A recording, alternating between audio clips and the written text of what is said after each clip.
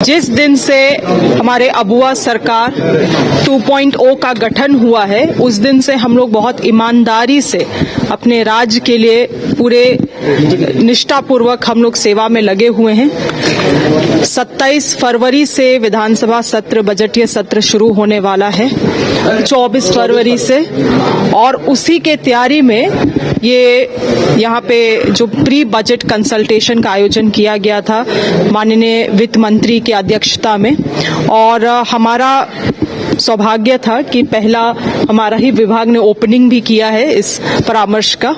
बहुत सारे एक्सपर्ट्स आए हुए थे जिन्होंने अपने विचारों को रखा, सभी संबंधित विभाग के सचिव भी थे जिन्होंने अपने विचारों को रखा, और हमारे से भी अपना मंतव्य लिया गया है।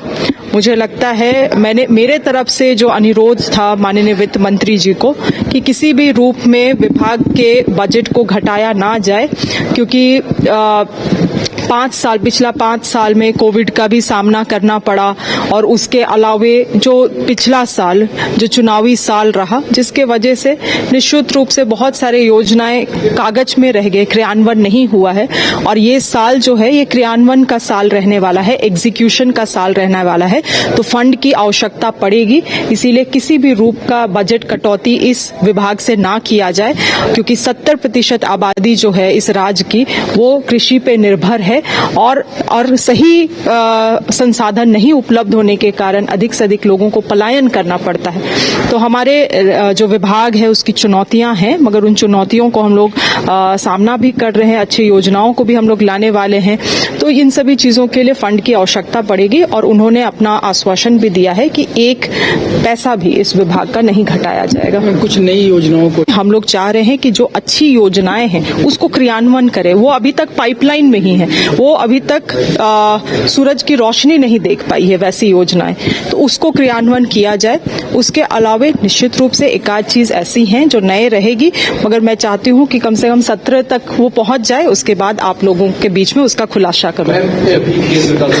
जो ये अभी जो परामर्श जो शुरू हुआ उसमें आप लोगों ने देखा होगा, जो पहला प्रेजेंटेशन विभाग की तरफ से, वित्त विभाग से दिया गया था, आप लोगों ने देखा है कि कैसे सालों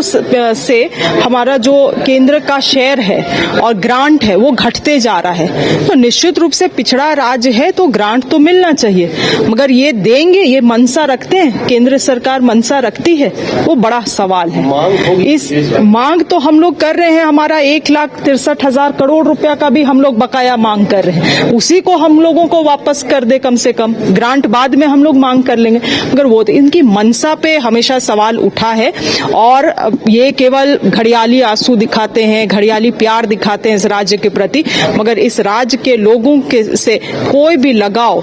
केंद्र सरकार को, भाजपा सरकार को नहीं।